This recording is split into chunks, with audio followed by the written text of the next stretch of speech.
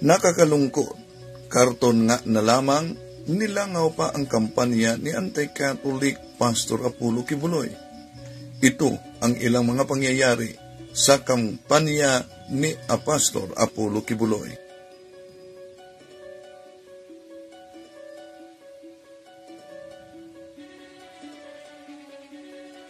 Yan na ang supporters ni Senator Kibuloy.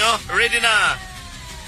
Ready na sa atong from Tacloban. Ready na para sa Grand Rally.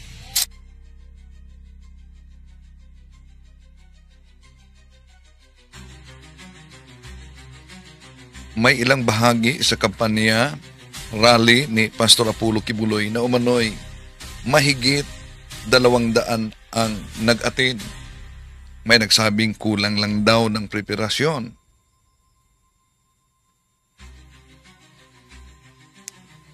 Pero ito ba'y hudyat na kunti lang naniniwala kay Pastor Apollo Kibuloy? Kung maalala niyo, sabi niya, sa kanyang pagtakbo, di niya umano hanap ang pera at ang katanyagan dahil ang mga yan ay nandyan na sa kanya.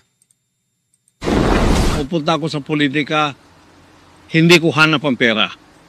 Hindi ko hanap ang katanyagan. Nasa akin na po lahat yun. Bakit hindi mo kaya ibalik yung mga pera ng taong bayan na binigay sa inyo dahil sa panluloko ninyo?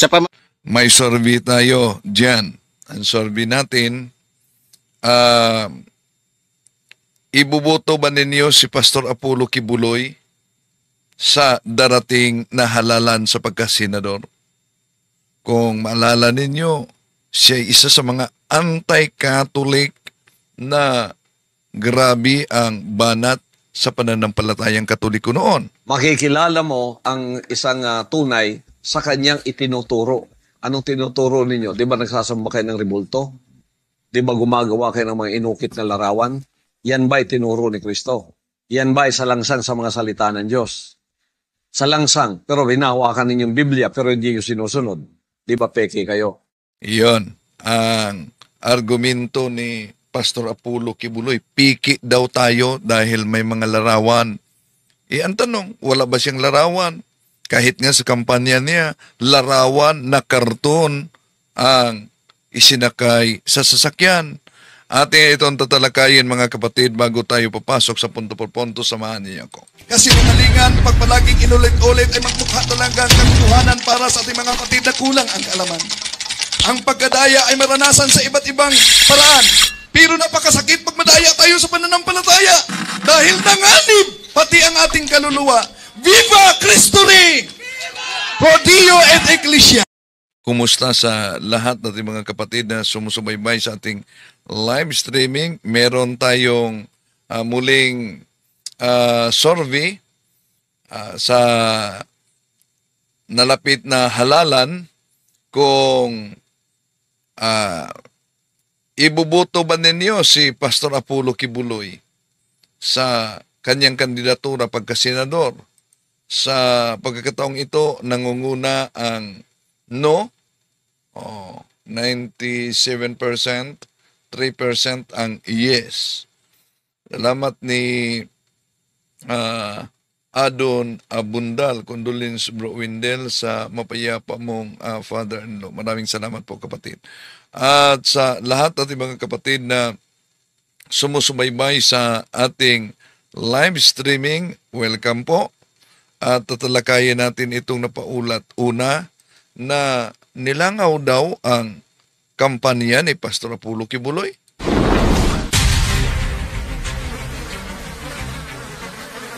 Nakakalungkot, karton nga na lamang nilangaw pa ang kampanya ni Anti-Catholic Pastor Apollo Kibuloy. Ito ang ilang mga pangyayari sa kampanya ni Pastor Apollo Kibuloy. Karton na lamang dahil alam niyo namang nakakulong at itinaas ang kanyang kamay. Ang supporters ni Senator Kibuloy, ready na. Ready na sa atong from Tacloban. Ready na para sa Grand Rally. Ito ang ilang kaganapan sa rally na tinatawag nilang Rally para sa pangpanya ni Pastor Apollo Kibuloy. May ilang bahagi na ang nag-atin ay mahigit 200 lamang at ang sabi nila ay kulang ng preparasyon. Pero kung maalala ninyo, noon ang sinabi ni Pastor Apollo Kibuloy na ang kaniyang pagtakbo sa Senado, hindi niya hangad ang kasikatan. Nandiyan na umano niya yan. Di niya hangad ang pira dahil nandiyan na umano sa kanya yan. Pupunta ako sa politika, hindi ko hanap ang pera. Hindi ko hanap ang katanyagan. Nasa akin na po lahat yun. No, yon. Nasa kanya na umano yon. Pero kung maalala natin, lumabas sa Senate hearing yung Cebuanong galit na galit si Pastor Apollo Kibuloy dahil humina ang solicitation. At inilabas yan ni sa kanyang dating manggagawa ni si Arlene Stone at nasa channel ni Attorney Ricky, no? Pero may nagsabi, AI daw umano ang naturang apahayag. O kayo, pakinggan ninyo ito. Cebuano ito. Anong masasabi ninyo? Kay Pastor Apollo Kibuloy ba ito na pahayag o talagang imbinto-imbinto lang ito? Lumabas na ito sa Senate hearing, sa cross-examination, tinanong siya ni Senador Risa Ontiveros na ito bang busis na lumabas ay sa iyo ba ito? May pahayag siyang parang sa akin. Yan. Ito ang inilabas ni Arlene Stone, dating manggagawa niya. At nakapost ito sa channel ni Attorney Ricky Tumarongo. Nga naamo diya sa Amerika, kamoy akong isaligan kay kunuhay warrior mo nga parehas nako, mga buutan mo, mga kuyaw kayo mo, mga agi. May mga nagkomento noon, hindi yan kay Pastor. Hello, kapatid na Delphin Rabago. Yes, happy Divine Mercy Sunday sa lahat. Divine Mercy tayo ngayon, no? Ano sa palagay ninyo? Comment kayo dyan. Ito bang buses Cebuano ay AI generated ba ito? O talagang pahayag ito kay Pastor Apollo Kibuloy? Si Arlene Stone, inilabas niya at kinuha din sa channel ni Attorney Ricky Tumarongo. Pagkatapos, makadungong kong report pariwani, blackmail ko ninyo. Mga yawa mong dagko. Sa akong gibati karon nga inyo kong gitaya. Grabe. Nagmumura na at binanggit na niya yung demonyo. Isa ka mali sa Pero may nagsabi, hindi yan kay Pastor. AI generated daw yan. No? AI generated. Gawa-gawa lang umano. Ano, sa palagay ninyo, itong audio na ito po ba ay AI generated? sa kagrupo diha. Although Cebuano ito, pero si Arlene Stone na dating manggagawa niya, yung ibang bahagi ay kaniyang sinalin sa Tagalog para maunawaan. Tangan ang atong goal. Ako ang manubag ana. Ako'y mutubag ana. Ako ang nakataya ang akong pangalan, nakapirma ko aning mga tseke. Okay, I stand corrected. Salamat po, Adun Abundal, Attorney Ricky Torgo po, Bro Wendell. Maraming salamat po. Sa Panaya, alerto sana sa pagbuto dahil baka ang machine wala akong tiwala. Oo. Itong machine, di mo ba? May abogado na nagsabing, huwag niyong i-connect. Sinampahan ng kaso. Huwag niyong i-connect sa online. dahil mamagic daw. Okay, si Jose Neri Garapiel, magandang gabi po sa lahat. Watching from um, Long City. Ano yun? Vietnam. Our condolences and prayers po sa pamilya Bro Windel Talibong. Maraming salamat kapatid. Si kapatid na Arnie Akabasag, hindi yan mananalo si Kibuloy. Sa totoo lang, si Omar na Barusa, bahala na ang taong bayan humusga kung sino ang bubuto nila. Si GC Apara Siapno, no vote yan sa akin, no way. Si ID Kanlas, hindi yan artificial intelligence. Si Michael Adubas, klaro kayo, iyang tingog bro. Oy, si Emerson Marquintura, good evening bro Windel, watching from Walan Patrol Base, Kumalarang, Sambuanga del Oro. Ingat kayo kapatid, sa Philippine Army ito. May mga miyembro ng Philippine Army din sa Cotabato City at police na nagpunta sa office natin, nag-surrender ng mga anting-anting nila. O, mga kapatid, huwag kayong tatanggap sa mga anting-anting. Pwedeng maprotektahan kayo niyan, pero nanganib ang mga anak at apo ninyo. Si George Cabrera, good evening bro Wendell, and God bless. Si Simeon Casas, hindi ko po ibubuto yung si Kibuloy bro Wendell. Okay, tuloy natin may nagsabi na itong tinig na ito, AI umano, Cebuano ito, pero isasalin ito ni Arlene Stone na dating manggagawa ni Pastor Apollo Kibuloy sa Tagalog. Pirma ko sa bangko. Asa ko ninyo ibutang, kadelikado sa Kapag meron daw isa sa kanila na hindi makadala ng goal nila, talagang nilalagay si Kibuloy sa alanganin. Kaya, yun nga, sabi niya, nagmumura na si Kibuloy. Narinig niya yung mura niya. Hindi ko na lang sabayan yung kanyang mura, pero naririnig niya yun na itong mga to ay dapat talaga they deserve death, no? Dahil sa hindi pagdala ng kanilang goal. akong kahimtang nga ako'y nagapirma. Nga nagsalig ko sa inyo nga inyong buhaton ang inyong bulaton ingon nga mga worker diha. Bantay mo sa akong gibati karon sa mga nagapatalibagbag diyang gapabugat imbis na mutabang. So, batay sa busis na ito na inilabas ni Arlene Stone na dating manggagawa ni Pastor Apollo Kibuloy, galit na galit talaga siya sa mga manggagawa na na-assign sa pagsolicit dahil kunti lang ang kita. Sa grupo, imbis makig-usa sa grupo, sila na hinuon lang nahimo mga babag sa grupo. Ang akong gibati karon dili ko niyo makitas nawong. Pero kamong duha, amot na payuban ba diri, pero kining duha, kining Judith Adasa kanay mong gihimo, dapat giurong na kagabi ba? Grabe, courses na yan, spells, no? Galing sa leader. Sino ba yung Judith Adasa? No? Kolektor ni Pastor Apollo Kibuloy ba talaga yan? Sabi niya, dapat binangungot ka na kagabi pa lang.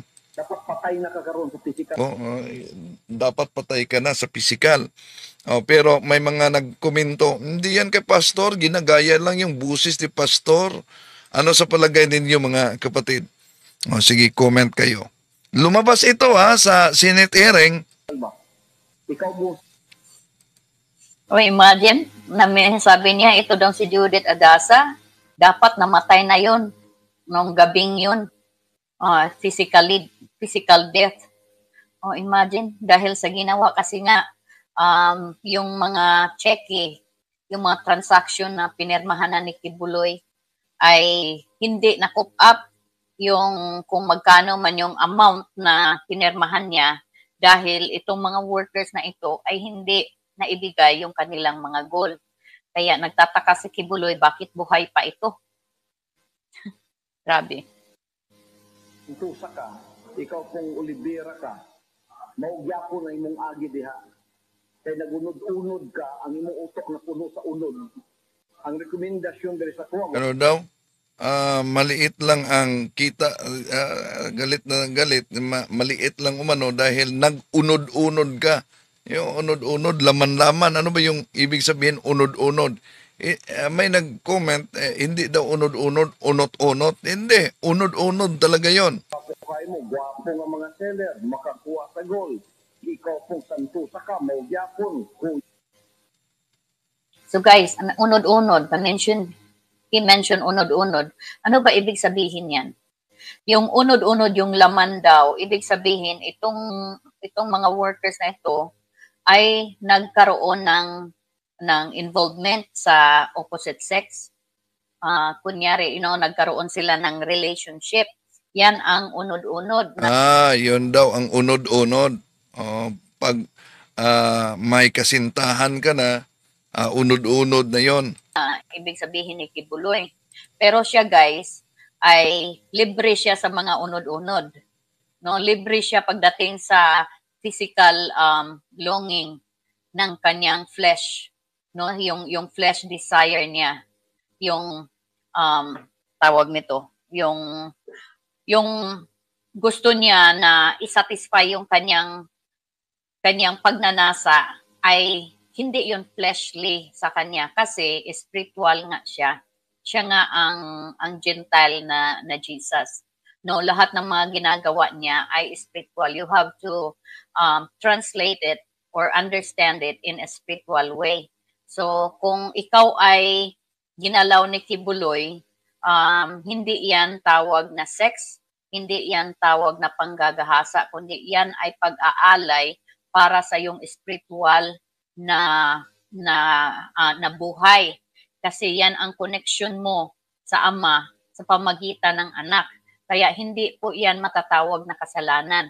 Pero kapag ikaw ay ordinaryong worker na nagawa mo ang ginawa ni Kibuloy or kahit hindi mo man nagawa, ibang very minor lang kasi nagkaroon lang kayo ng relationship. O, kay Kibuloy kasi bawal kami na mag-usap, no, yung mga babae at lalaki. Kapag nahuuli po na nag-uusap, nagtatawanan, ay may ugnayan na yan. Ibig sabihin may namumuong relasyon na yan. At yan ay unod-unod ang tawag. Yan pala ang unod-unod ni Kibuloy. So sa mga miyembro niya, bawal makipagrelasyon sa kapwa miyembro, no? Dahil yun ang tinatawag na unod-unod daw. Tawag niyan. Sa Tagalog, laman-laman. Nag-unod-unod na daw sila. Kasi mayroon ng connection na nangyayari. So kapag yung mga ordinaryong worker ay nagkaroon ng unod-unod, bawal yan. Kasi yung mga worker, they are not spiritual enough. No? Si Kibuloy lang ang pumasa sa mga ganyang bagay. Kaya siya ang unang tinawag na anak because he is the most spiritual man daw dito sa ating generation ngayon. Biruin mo. Ay, gusto. yaw kaayo, mo na nakonbinsi ko sa mga leader nga ipadala mo diha. Pagabot diha, inyong gibali o gidisappoint ko ninyo. Kaya ninyong mga agi, lupig pa sa mga animal nga wala gyud kaagi og kanang wala gyud kaagi og kingdom. Grabe talaga ang galit niya dito, ha. Murag mga deliver mo, gigamit pa mo ni Satanas para babagan ang ubang diyang mga grupo. Ang atong driver na gitugkaw ninyo pagpangita sa inyo, ha. Ang mga time inyong giusik-usikan, pagkatapos mo tungha mo diha, mukaon pa mo, mupuyo pa mo diha sa mga puy-an na nako diha nga para raman sa mga matinumanon. Kining inyong gibuha, ang ayan mong mga matay, ani ba? Ang ayan ninyo ibayad na inyong kalag sa akong gibati. Kaya kadako sa akong commitment. So, ang laki daw ng kanyang commitment.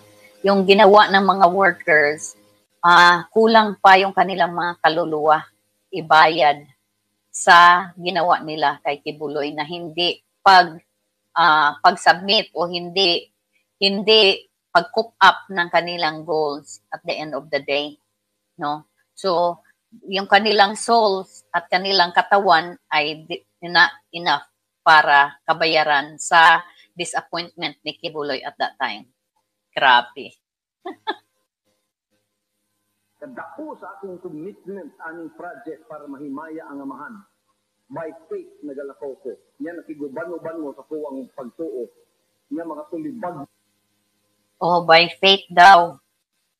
Naglalakad daw siya by faith. Ibig sabihin, he expected already. He believed that everything that he think about or expected will be delivered to him at that time when he wanted.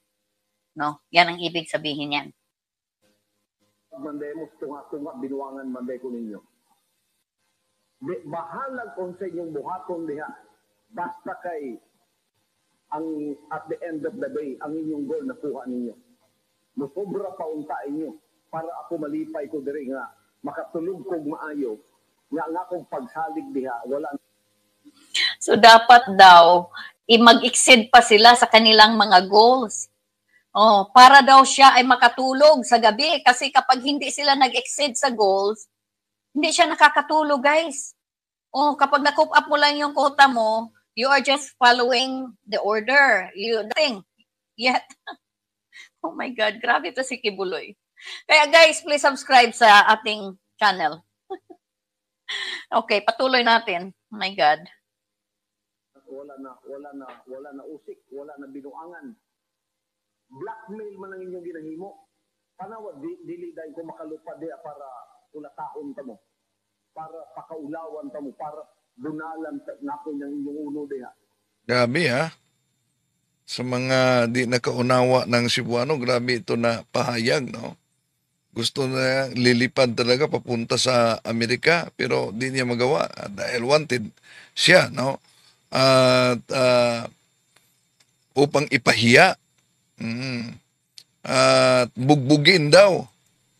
Mao nang nakaingon na lang ko nga Okay, blackmail daw yung ginagawa ng mga workers kapag hindi nila naibigay yung kanilang goal. Kasi si Kibuloy, hindi siya makakalipad dito sa US para sila ay paluin ni Kibuloy o tawag nito, yung ihit yung kanilang mga ulo, sapakin, para sapakin sila. Hindi daw magagawa ni Kibuloy yan, kaya nanggigigil siya sa galit. Oh. Kasi nga, hindi siya makalipad dito kasi takot siya na mahuli. Kaya galit na galit siya dito sa ano na to, sa hook up na ito. Lulupad gani ko diha, yan nakitan tamong na diha nya wa mo makabawi ning inyong sala sa kuwa. Bantay gyud mo sa kuwa kay ang inyong sala nga ginabuhat sa kuwa karon equivalent na nga ibayad ninyo ng inyong lawas o inyong kalag sa kung gibati ka sa inyo ha karon.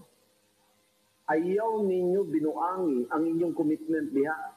Kay kada isa ninyo nanay kota, nakakwenta na sa 47 to 50 million a month nga itong ginabayad. So kung mo baba na tungoy kay nagbinuang ka, kay ang imong Narinig niyo yun, guys? 47 to 50 million a month ang expected ni Kibuloy na maibibigay ng kanyang mga workers. Balikan natin ulit sa mga hindi na nakarinig.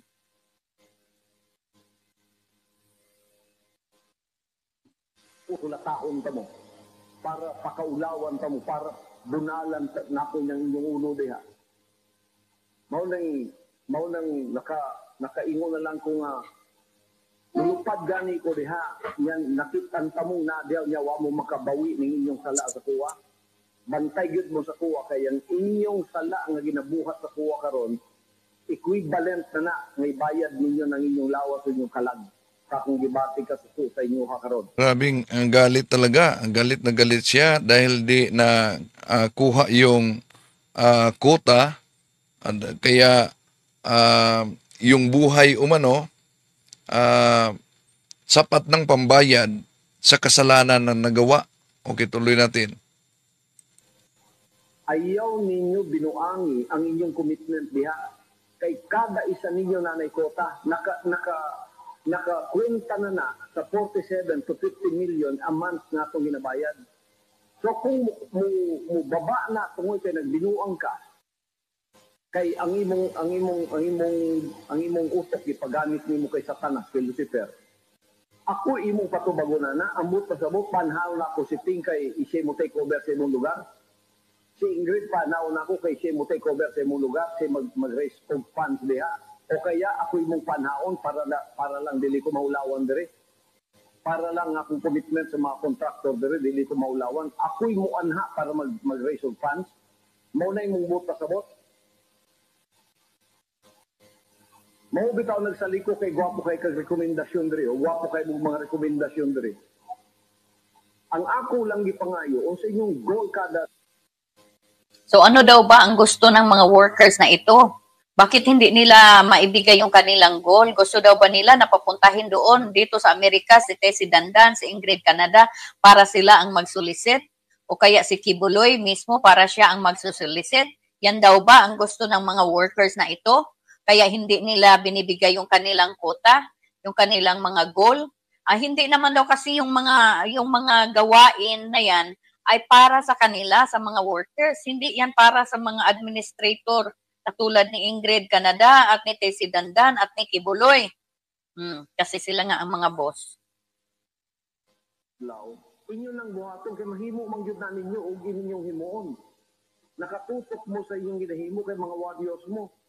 Mga workers mo kauban nako wa man tay lain bulaton diri, wala man tay lain gihimaya diri. Wala naman tay lain giasikaso, wala naman tay lain agenda sa kinabuhi. Kundili mo tuman sa kabubutol samahan, unyang kabubutol samahan gipanag-usahan nato. Karon pinakadakong project na atong gitubang, dili ta maka-afford nga naay magbinuang bisan usa sa inyo diha. Nga layo pag yun kayo mo kay dili ta mo madesisyonan dayon kay kinsa ipuli sa inyo ha. Magbinuang unta mo pariwana, naamoy kapuli. Naamoy reserve natay substitute nga kapuli dayon sa inyo ha. Bahalag asa mo maglaroy-laroy. So ang akong sulti ani na So sana daw May nagtanong dito si Jonas Guanzon, kinsa kaya mga tawhanang ginganlan ni Kibuloy.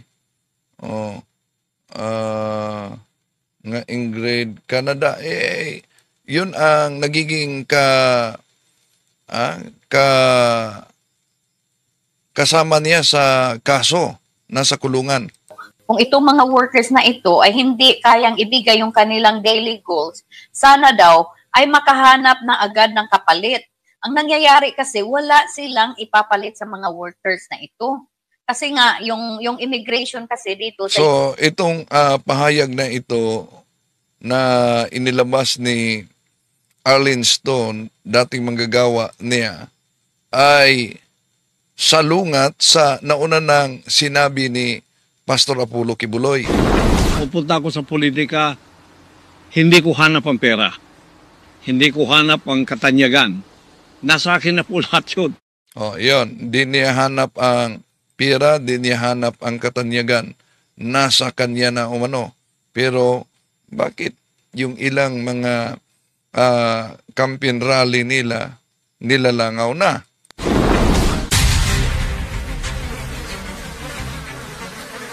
Nakakalungkot, karton nga na lamang nilangaw pa ang kampanya ni Anti-Catholic Pastor Apollo Kibuloy. Ito ang ilang mga pangyayari sa kampanya ni Pastor Apollo Kibuloy. Karton ang ginagamit dito na isanakay sa sasakyan. Yan na ang supporters ni Senator Kibuloy. Ready na. Ready na sa atong from Tacloban. Ready na para sa Grand Rally. Yon ang ilang mga pangyayari, no, sa rally nila ni Pastor Apollo Kibuloy. Kaya meron tayong katanungan diyan. Ang katanungan natin, ibubuto ba ninyo si Pastor Apollo Kibuloy sa pagka-senador? 7% yes, 93% no. Okay.